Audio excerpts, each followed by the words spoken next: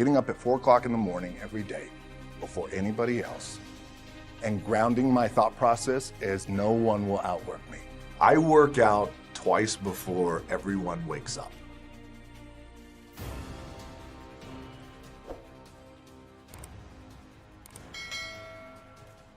Instead of telling you what I think you should be doing or how you could be better, or I thought, well, let me just speak from the heart, speak from my gut, and really not have anything prepared, but just tell you what's worked for me.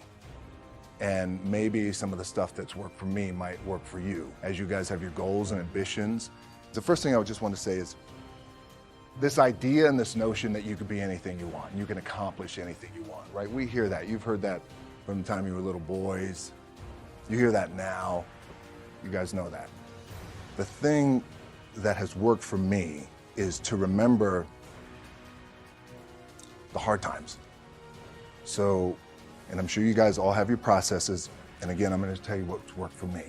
So before a big movie comes out, before, back in the days when I was wrestling with WWE, a WrestleMania match, anything big that would happen, I would always take a moment and I'd just remind myself, all right, I was evicted when I was 14. We were kicked off the island. We couldn't live in Hawaii. Had no place to live. A lot of shit happened then when I moved to Nashville. I was arrested multiple times by the time I was 16 years old. Like, I remember that. And it allows me then to be present in the moment and understand, holy shit, the stuff I have around me right now, this is the shit that I dreamed of when I was a kid. I am here. I played for University of Miami, played great teams.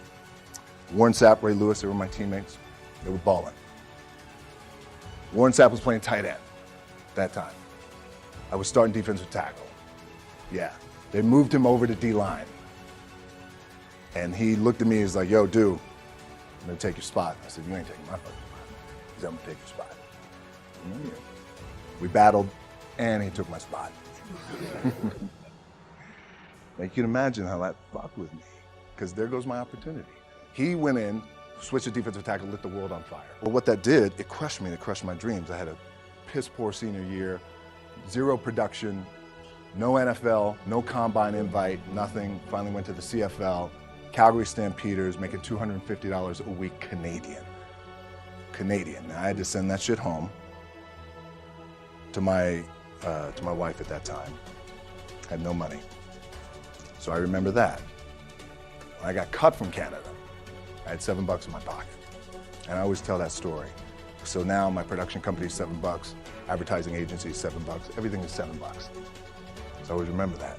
My dad, in his pickup truck, came down 4 o'clock in the morning, picked me up in Miami from Tampa. We lived in a little shitty apartment in Tampa. He drove down in his little pickup truck to Miami to get me when I was cut from the CFL. I'll never forget it, it's 4 o'clock in the morning. And I thought, well, fuck.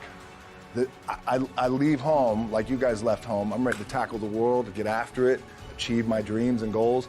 Fucking crushed by 22, 23 years old. Now I gotta move back in with my mom and dad. I played on great teams though. Wait a second, this is not supposed to be my future. I'm supposed to be in the NFL right now. I'm supposed to be making a lot of coin and buying my parents shit, buying me shit, taking care of my wife, but it never happened. So I pulled out my wallet, I thought, well, let me see how much money I have. I opened it up, I had a 5, a 1, and change. I'm not fucking around, and well, at least I rounded up to $7. But I thought, God, ain't this a bitch? I got $7 in my pocket. Where the fuck do I go now? What do I do? I can't go back to CFL, because the point comes where you hear that voice, big run's over. Like, you're done, right? So I heard that voice.